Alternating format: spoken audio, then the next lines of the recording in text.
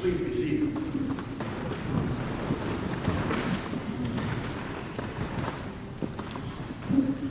Hi, everybody. Have you received the report? The one we've been waiting for, even though everyone thought they knew what it would say? Yeah, the spice report. You know, the report from Magdalene and Joanna and Jim's mom Mary and the rest who went to Jesus' crypt to see if they could get at his body to anoint him with the spices. Well, either they did not know about the anointing he'd already got from Mary and Bethany, or they thought, well, now that he was really dead, he should have another one now. Who knows? But they went when the Sabbath was over to show their devotion to their dead friend. And they came back with a report. There are appendices and footnotes, but there are no redactions. No black lines, nothing to hide, nothing to protect. Bottom line, the ladies got there, and the stone had already been rolled away. The tomb was empty. They went inside. Jesus' body wasn't inside.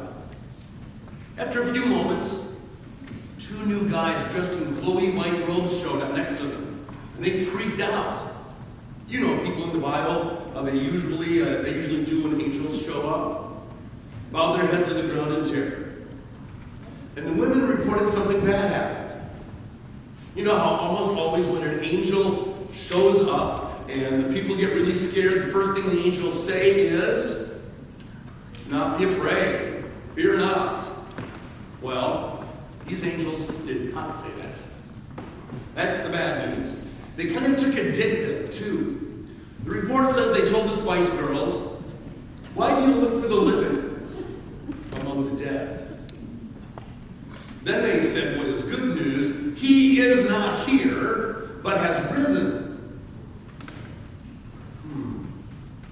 Seek the living among the dead. We're looking for Jesus. He's not among the dead, but the living. Jesus is alive. He's risen. The men in white were not finished. Remember how he told you while he was still in Galilee that the Son of Man must be handed over to sinners and be crucified, and on the third day rise again. Like I said, bottom line, Jesus was not in the tomb, because you don't go looking for the living inside of tombs. Not unless you're watching some freaky TV show. The crucified Jesus was raised back to life, not as a zombie. That's the most important part of the report. The angels said he had risen. The Jesus that was raised is the same Jesus that was on the cross just the other day. Let me quote from part of the report, edited by a saint named Fred Craddock. The empty tomb supported the very important point that the one raised was the crucified and buried Jesus. The church from the beginning has refused to allow resurrection to be interpreted in terms totally subjective. That's why this triumphant white banner still has purpose. The one who healed the sick, including touching people, touching lepers. Pharisees wouldn't go near them because he'd become ceremonially unclean. He touched the people other people wouldn't touch. He healed the sick. He fed the hungry. He hung out with outsiders. He forgave sinners. He talked about being the way to the Maker's house, the Father's house. He was raised over death. He won. This one won. That stuff he said still stands. That stuff he did still is good for us to do. The one who said he came to bring good news to the poor and to let the oppressed go free, undo the thongs of the yoke, and to bring in the year of Jubilee, which is an economic reset. He was crucified. This same one was crucified, but then he was vindicated by God. What he said, we're supposed to take seriously and bring it into our lives. His words of comfort about how real life, capital L, is found when we travel that path of self-giving and disturbing the status quo, that stuff still goes. It did not stay rotting in the tomb. He took it out with him. His love is not dead. His power to change lives is not dead. Everything about Jesus is alive just like he is. That's why you're here. Back to the report. The Spice Women did a special section on something specific the angels told. Remember how he told you while he was still in Galilee that the Son of Man must be handed over to sinners and be crucified and on the third day rise again.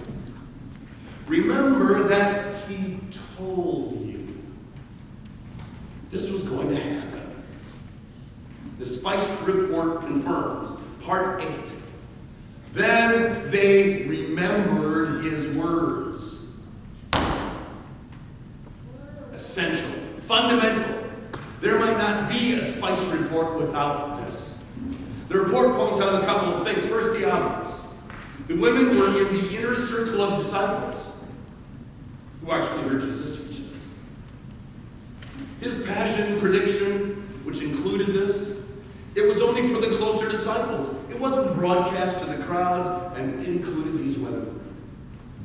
Second, he had taught them that this would happen to him, down to the detail of being crucified, and that on the third day he would rise.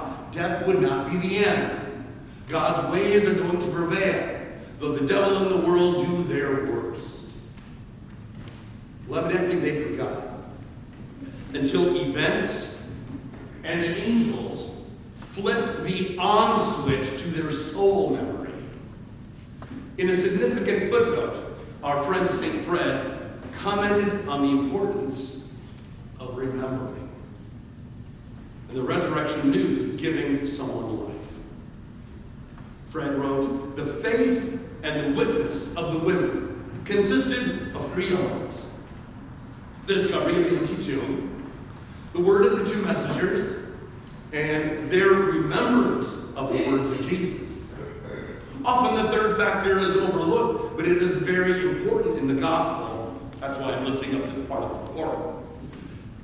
And is confirmed in our experience. Hey, let's listen sharp now. I'm not done. From Fred. After the resurrection, he said, disciples remembered and understood. The 2 at Emmaus experienced Christ in the breaking of the bread, and then remembered what Jesus said on the road. Did not our hearts burn within us? They hadn't quite gotten it yet.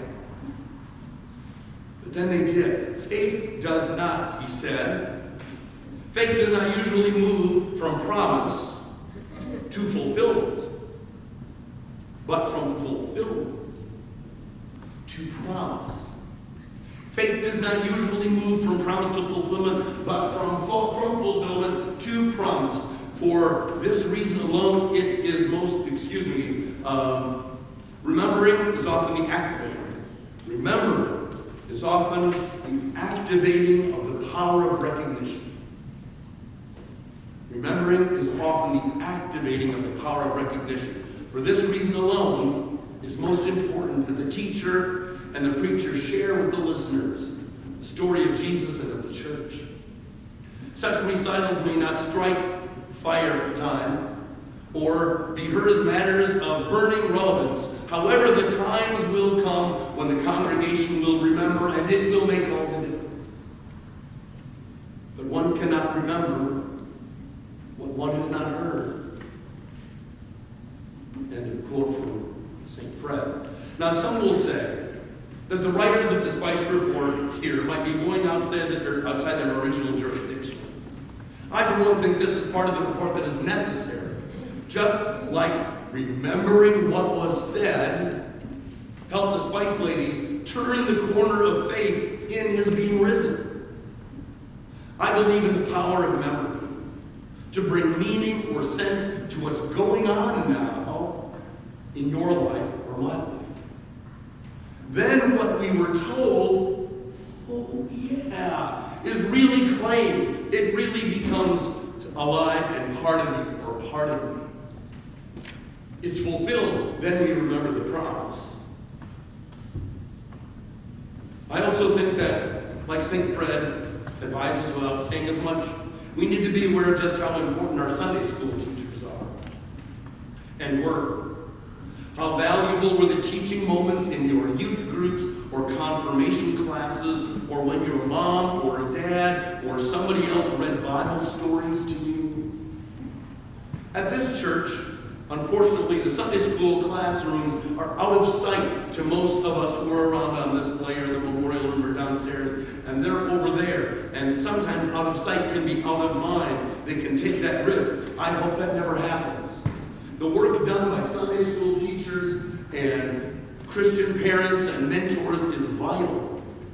Vital as in having to do with life. In faith, perhaps some of you are here this morning because something in your life happened that strummed that chord of spiritual, biblical memory, and you know you had to come.